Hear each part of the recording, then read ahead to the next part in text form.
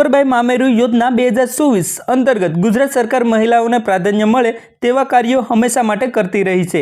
તેવામાં એક યોજના કુંવરબાઈ મામેરુ યોજના 2024 ની જાહેરાત કરી છે અને 2024 માટે ઓનલાઈન ફોર્મ ભરવાનું શરૂ થઈ ગયું છે। તો આજના વિડીયોમાં આ કુંવરબાઈ મામેરા યોજના 2024 અંતર્ગત સંપૂર્ણ વિગતવાર ચર્ચા આજના વિડીયોમાં અમે આપને જણાવવાના છે। તો સૌપ્રથમ તો વાત કરીએ કે યોજનાની વિશેષતા શું રહેલી છે। તો કુંવરબાઈ મામેરુ યોજના એ ગુજરાત સરકાર દ્વારા સમાજ કલ્યાણ શાખા હેઠળ ચાલતી યોજનામાંની એક છે, જેમાં અનુસૂચિત જાતિ અને અનુસૂચિત જનજાતિ કન્યાઓને લાભ મળવા પાત્ર છે।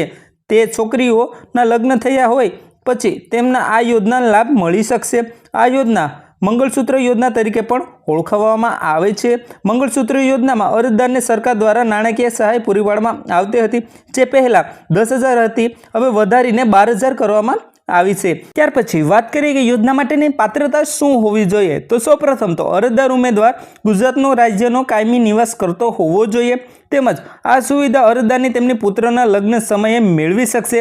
કુટુંબની 2 મુખ્યત્વે કન્યાનો લગ્ન પ્રસંગ સુધી આ યોજના હેઠળનો લાભ મળવા પાત્ર છે। કન્યાની ઉંમરના લગ્ન સમયે 18 વર્ષ અને યુવકની વય મર્યાદા 21 વર્ષ હોવી જોઈએ।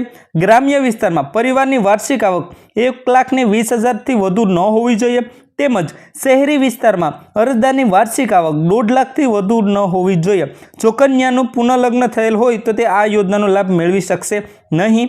લગ્ન થયાના 2 વર્ષની અંદર આ યોજનામાં અરજી કરવાની રહેશે।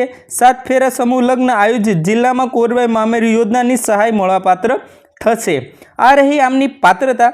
ત્યાર પછી વાત કરીએ કે આ કુંવરબાઈ મામેરુ યોજના માટે અરજી કરવા માટે તમારે જરૂરી ડોક્યુમેન્ટ શું જોશે। તો કન્યાનું આધાર કાર્ડ, કન્યાનું ચૂંટણી કાર્ડ, કન્યાના પિતા વાલીનો આધાર કાર્ડ, કન્યાનો જાતિનો દાખલો, યુવકનો જાતિનો દાખલો જો હોય તો, રહેઠાણનો પુરાવો જેમાં તમે વીજળી બિલ, લાયસન્સ, ભાડા કરાર ચિઠ્ઠી, ચૂંટણી કાર્ડ, રેશન કાર્ડ કોઈપણ પૈકી એક ચાલશે।